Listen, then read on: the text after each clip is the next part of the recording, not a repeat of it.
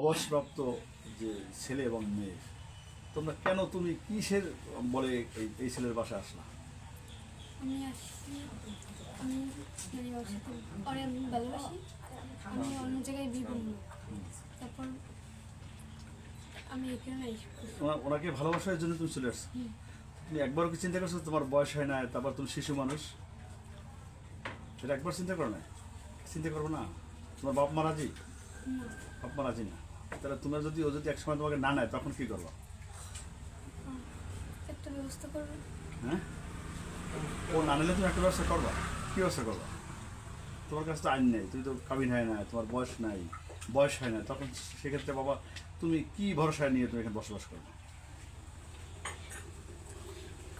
এখন চাও কি তুমি? একেবারে আমি সেই জায়গায় থাকতেছি। এই যে রাব্বির বাসা থাকতে চাও? তোমার নাম কি? সীমা।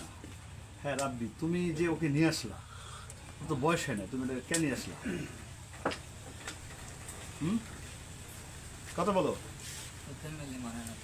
হ্যাঁ, না তুমি ওরে ওরে কেন নিয়ে আসলা? তুমি তো ওরে ভালোবাসো না ভালোবাসো না? ভালোবাসার টানে নিয়ে আসছো?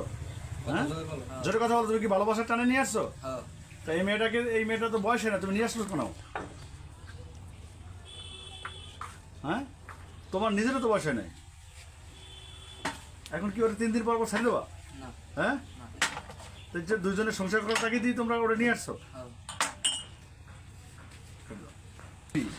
আর এই যে সমীরে যে নিয়ে আসছে, এখন এটা তো ওদের তো প্রাপ্ত বয়স হয় নাই, তো সেক্ষেত্রে তুমি কি করতে চাও?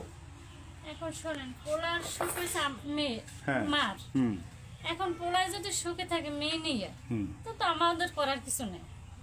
আমি বলছি তো আরো 2 বছর চাকরি কর, মেয়ের বয়স হোক, আমি বুঝাইছি এইভাবে। হ্যাঁ, পর কয় ঠিক আছে মা, আমি চাকরি করবো।